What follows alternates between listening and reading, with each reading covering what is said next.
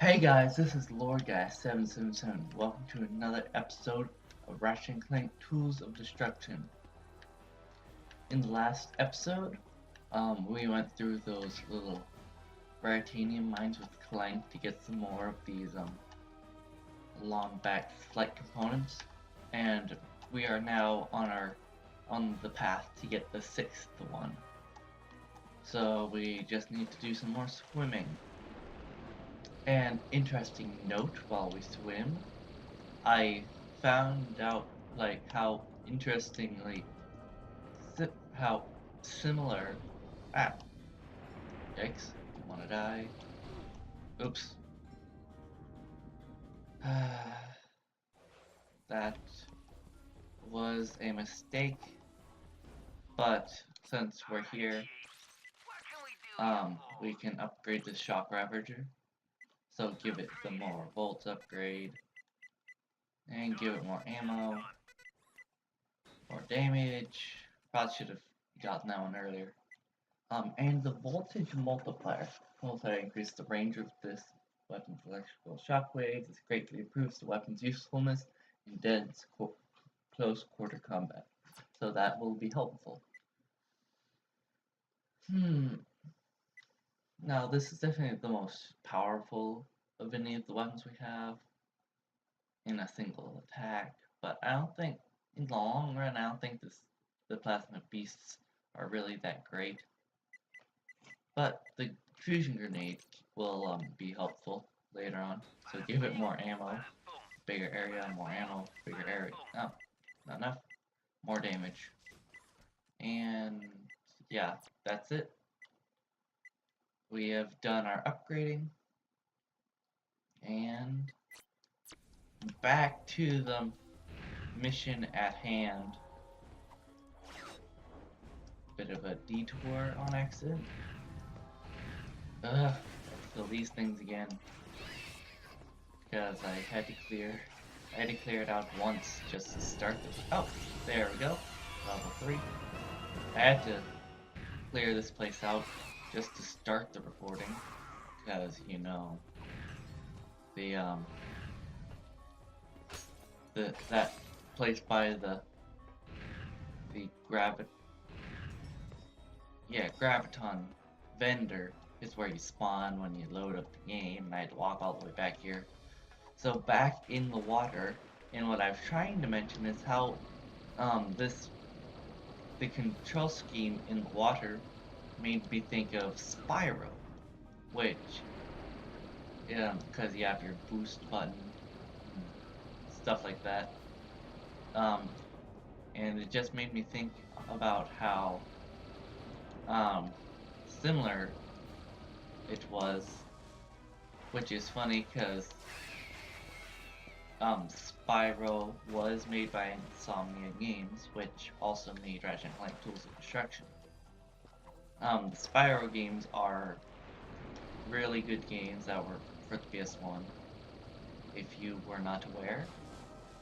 And here we go. Our final part. There's some other stuff over here, I think. You now have all the parts necessary to restore your ship to working order. Yes, we do. Ah, here we go. Some treasure. Your account will be billed within 3 working days. Okay, so...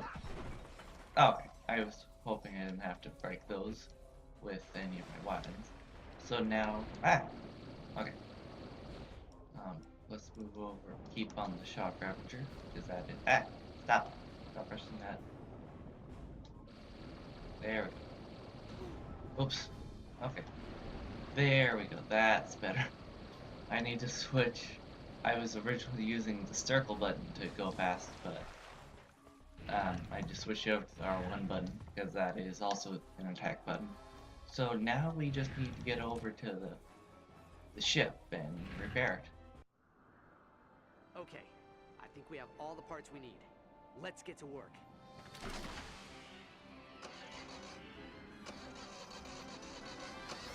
This. Yes? Yes! It's working! Miserable little truffles. I can't believe they used Ticker Rabbit.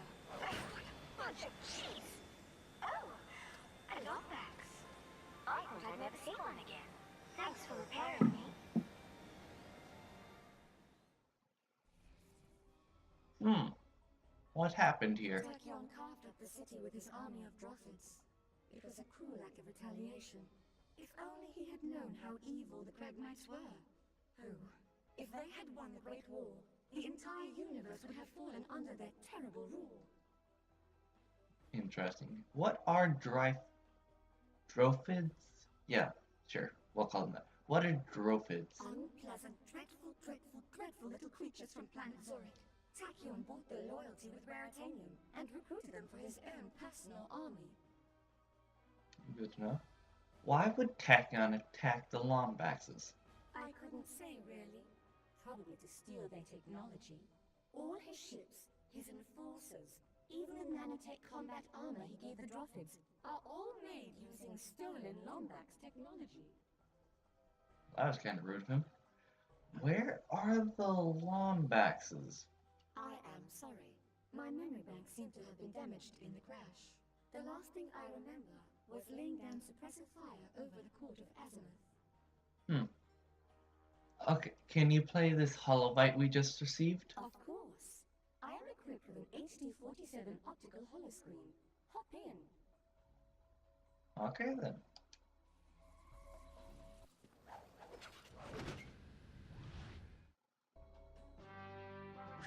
Mad for mayhem, crave carnage, adore destruction? Well, today is your lucky day. You have been invited to participate, witness the greatest, bloodiest, goriest battle in the universe, the Imperial Fight Festival. Rated M for mature. Come on down to Planet Mukau and enjoy a night of entertainment without any ulterior motives or deception. Offer only valid for fuzzy, long-eared orphans and their tiny robotic companions.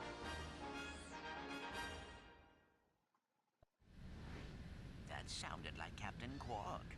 Which means it's probably a trap. But it's our only lead. Let's go see what he's gotten himself into.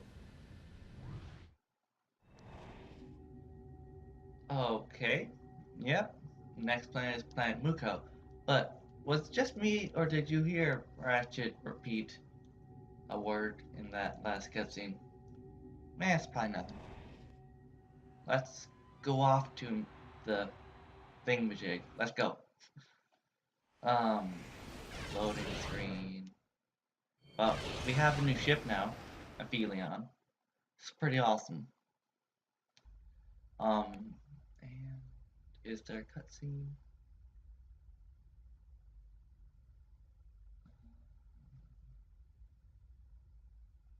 No? Yes? Okay. Ahoy there, young scallywags! This be Captain Slack, scourge of the galaxy. Surrender your vessel, or be cast to the depths of the universe. Well, he doesn't seem like a very fun guy. So, yes, Starship, blah. We are on an on-rails space shooter section. You can aim, you can shoot, you can move, and we are being attacked by space pirate. Lovely.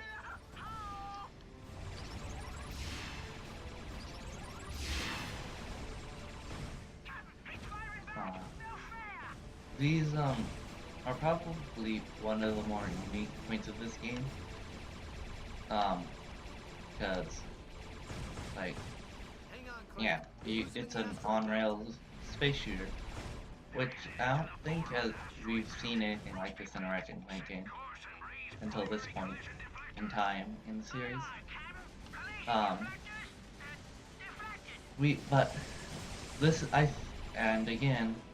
think this is the only game that sports this particular type of flying sequences between planets. I know for a fact it's not. This kind of travel is not in the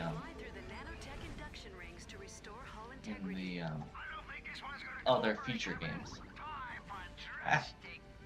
Avoid the mines. I think, yeah, there. Just shoot them. That should work well. Also shoot those bonus targets.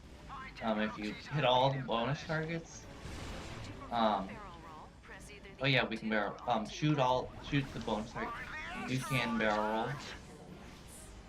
I don't ever barrel roll.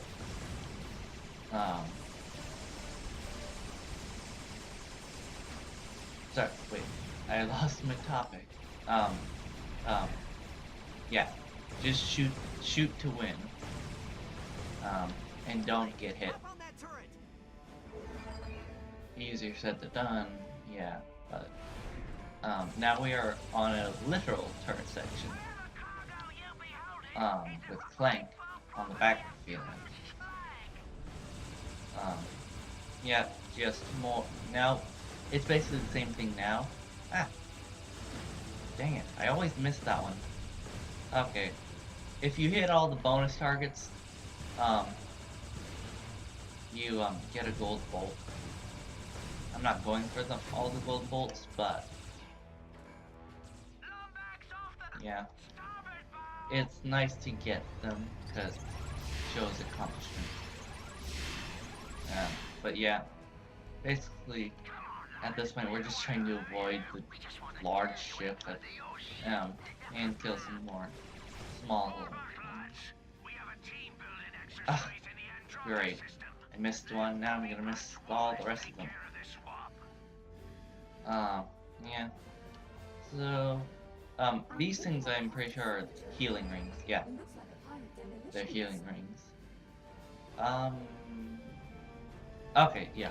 This is the, final area boss thingamajig for the space battle.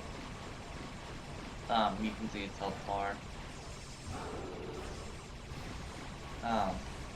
I'll remember to shoot these rockets on the or dodge them, but you can easily deal with them if you shoot them. Oh, right, L1. You can shoot some missiles. Or something. Yeah. I think they're just extra powerful shots or whatever. But it is helpful, because it does do large chunks of damage. But I think, it's... Ah! Yikes. Watch out for the laser. It can... You're faster than it. At least I think. Oh, shoot his eye when it comes out, because that's like a weak spot.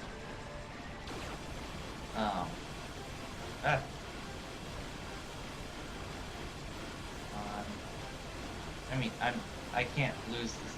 At this point, I can't lose this battle. Come on. Ah, dang. There we go. What? 4 out of 5. Skill point acquired. But I could have sworn there were 6 of them because I missed 2 of them. Oh, okay, whatever.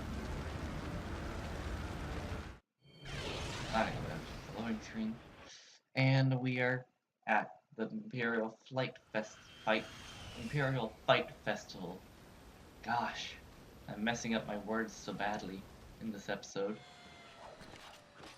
But yeah, we are now in the place. It's Quark.